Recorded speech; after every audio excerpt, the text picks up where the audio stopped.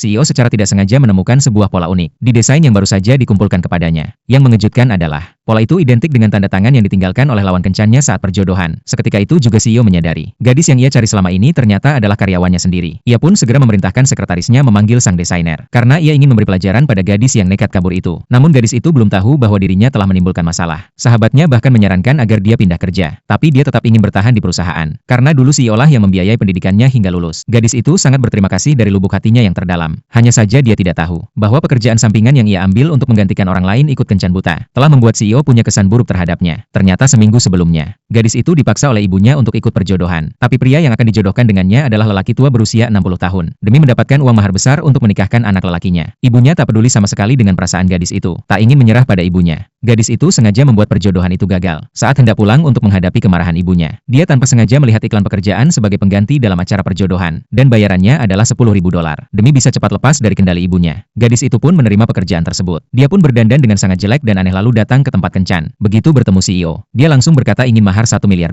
dan mengajukan sederet syarat konyol. Tak disangka CEO justru merasa tertarik dan menyatakan sanggup memenuhi semua syarat. Tapi dia meminta gadis itu untuk mengetahui dulu siapa dirinya, lalu mengeluarkan kartu namanya. Begitu melihat nama di kartu tersebut, gadis itu terkejut karena pria itu adalah bos di tempatnya bekerja. Dia pun panik dan ingin kabur. Sayangnya tertabrak pelayan dan langsung jatuh ke pelukan CEO. CEO sebenarnya sudah 30 tahun hidup lajang karena dia punya kondisi unik, yaitu tidak bisa bersentuhan dengan perempuan. Setiap kali bersentuhan dia akan pusing dan pandangannya berubah jadi hitam putih. Tapi saat gadis itu jatuh ke pelukannya, dia sama sekali tidak merasa pusing. Demi memastikan, CEO langsung memeluk gadis itu kembali. Setelah 3 detik masih tidak terjadi apa-apa. Dia pun sangat gembira. Demi mempertahankan gadis itu, CEO langsung menyanggupi semua syarat aneh tadi dan bahkan mengatakan dia siap menikah saat itu juga. Gadis itu ketakutan dan buru-buru menolak. Dia bahkan berbohong sudah punya 3 anak dan tidak bisa punya anak lagi. Tapi CEO tidak peduli dan mengatakan dia bersedia merawat gadis itu dan anak-anaknya seumur hidup. Gadis itu mulai ragu apakah CEO ini waras dan buru-buru ingin pergi. Melihat gadis itu menolak, pelayan yang tadi menabraknya langsung maju dan menggandeng tangan CEO sambil menawarkan diri. Begitu bersentuhan, CEO langsung pusing, matanya berkunang-kunang dan pandangannya berubah abu-abu. Melihat itu, gadis itu memanfaatkan kesempatan untuk kabur diam-diam. Tak lama sekretaris datang membantu CEO. Setelah pulih,